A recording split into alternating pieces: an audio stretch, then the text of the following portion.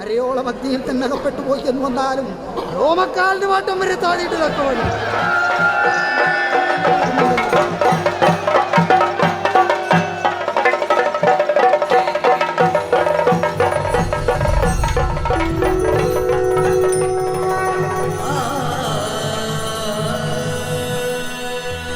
ഉത്തര കേരളത്തിലെ ജനങ്ങളുടെ ജീവിതത്തിൽ ക്ഷേത്രങ്ങളും കാവുകളും അവിടുത്തെ തെയ്യങ്ങളും മറ്റ് ആചാര അനുഷ്ഠാനങ്ങളും ചെലുത്തുന്ന സ്വാധീനം വളരെ വലുതാണ്.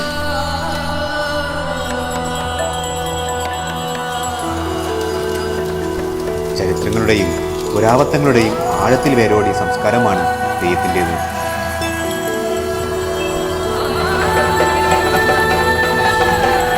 തെയ്യങ്ങളിൽ നിന്ന് ഒരു പരിധിവരെ കോലോത്ത് നാടിൻ്റെ തനത് സംസ്കാരം വായിച്ചെടുക്കുവാൻ സാധിക്കും.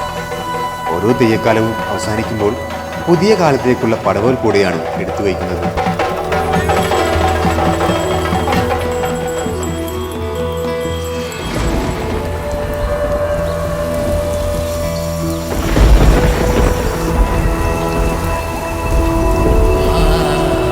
കാലാവസ്ഥയ്ക്ക് അനുസരിച്ചുള്ള തെയ്യക്കോലങ്ങൾ മാറ്റങ്ങൾ നാടിൻ്റെ കൃഷി രീതികൾക്ക് ചേർന്നിട്ടുള്ളതാണ് എന്ന് മനസ്സിലാക്കാവുന്നതാണ്.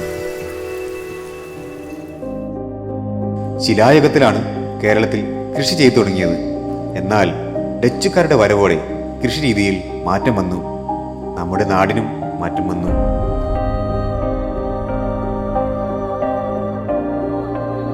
നമ്മുടെ നാടിന്റെ ചരിത്രം കാത്തു സൂക്ഷിക്കുന്ന ചില കാര്യങ്ങൾ മാറാതെ നിൽക്കുന്നുണ്ട്. അതിൽ പ്രധാനപ്പെട്ടവയാണ് മരങ്ങൾ. വൻവൃക്ഷങ്ങൾ എന്നും കടപുഴകാതെ നമ്മുടെ നാടിന്റെ ഐതിഹ്യം പറയുമ്പോൾ നമ്മൾ സംരക്ഷണം നൽകേണ്ട മരങ്ങളിൽ ഒന്നാണ് ഈന്ത്.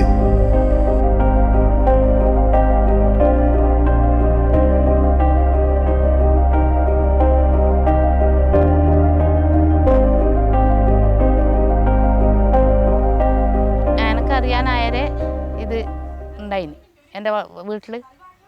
അച്ഛൻ പിന്നെ ഇതിൻ്റെ കായാകുമ്പോൾ പറിച്ചു കൊണ്ടുവന്നിട്ട് കൊത്തി പൊളന്നിട്ട് അരച്ചിട്ട് പാത്രത്തിൽ കലക്കി വെക്കും. കലക്കി വെച്ചിട്ട് അത് 7 പ്രാവശ്യം ഊറ്റിക്കളയും. തെളിയും തോറും വെള്ളം തെളിഞ്ഞ് നിൽക്കും തോറും അത് ഊറ്റിക്കളഞ്ഞ് പിന്നെ ഒന്നുകിൽ പായസം ഉണ്ടാക്കും, അല്ലെങ്കിൽ ദോശ ഉണ്ടാക്കും. പണ്ട് കാലത്ത് പറഞ്ഞാൽ നമ്മളെ ഭക്ഷണത്തിനെല്ലാം അതിൻ്റെ കായ് ഉപയോഗിക്കലുണ്ട്. പണ്ട് കാലത്ത് അവർ നേരത്തെ കാലത്തെ പറിച്ചെടുത്ത് കീറി പൂങ്ങി ഉണക്കി പൊടിച്ച് വർഷകാലത്തേക്കും എല്ലാം സൂക്ഷിച്ച് വെക്കുന്ന ഒരു സാധനമാണ്. പിന്നെ ഇതിൻ്റെ ഇത് കൊത്തിയിട്ട് പിള്ളമാർ ഇങ്ങനെ ചെറിയ വാര്യക്കാർ കുഞ്ഞളുണ്ടാ, ചെറിയ കുഞ്ഞൾ, അവർക്ക് ഉരുള് ഉറ്റാനാക്കി കൊടുക്കും. 4 ടയറാക്കി അതിന് പല വെച്ചടിച്ച് ഉരുള് ഉറ്റും. ഒന്നോ പിള്ളർ വലിച്ച് ഒരു കുഞ്ഞിനെ അതിൻ്റെ മേലെ എത്തും. പിന്നെ പറഞ്ഞാൽ നമ്മൾ കണ്ടു പറഞ്ഞാൽ അതൊരു മരമായിട്ടുണ്ടാവില്ല. ഈന്ത് മരം 2 മരമായിട്ടാണ് ഉണ്ടാവില്ല. 2 മരം ഉണ്ടായാലേ അത് കായ്ക്കലുള്ളൂ എന്ന് പറയുന്നേക്കല്ല്. അഥവാ ഒന്നുണ്ടെങ്കിൽ തന്നെ അത് 2 ഭാഗത്തേക്ക് കൂടെ എതള് വന്നിട്ട് അതിൻ്റെ മേലെയാണ് കായ് പിടിക്കുന്നതാണ്.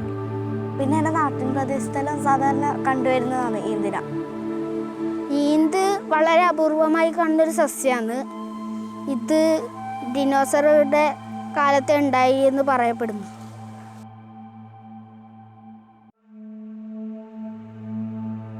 അത്രയൊന്നും വരില്ല. ഒരു നെല്ലിക്കോളെ ചെറിയ ഇങ്ങനെ വരും നെല്ലിക്കായി. ഏടി ഉണ്ടോമോ പഴയതായിട്ടും നമ്മളെ മറ്റേ റബ്ബർ കയ്യലും ഇല്ലേ, അതിനാളും കുറച്ച് നീളമുണ്ടോ. ഈന്ത് ഓരോ വർഷവും കൂടുന്നോറും ഇതിന് ഓരോ വളയങ്ങൾ ഉണ്ടാവുകയും ചെയ്യുന്നു. ഇത് ഇപ്പോൾ നാട്ടിൽ സുലഭമായൊന്നും കാണുന്നില്ല. ഇതിന് വംശനാശ ഭീഷണി നേരിട്ടുകൊണ്ടിരിക്കുകയാണ് ഇത് ചെയ്യുന്നത്.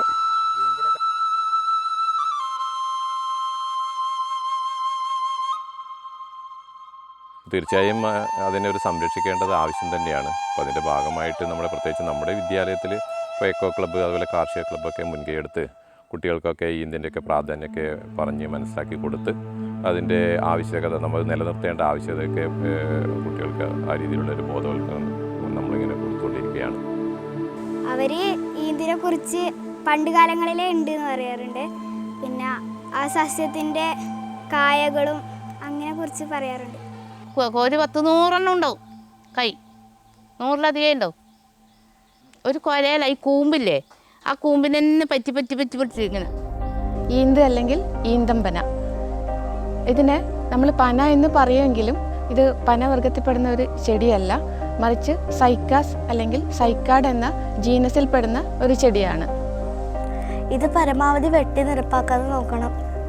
പിന്നെ ഇതിന് വംശനാശ ഭീഷണി നേരിടുന്ന സസ്യമാണെന്ന അവബോധം എല്ലാവരെ കൊണ്ട് ചിന്തിപ്പിക്കണം.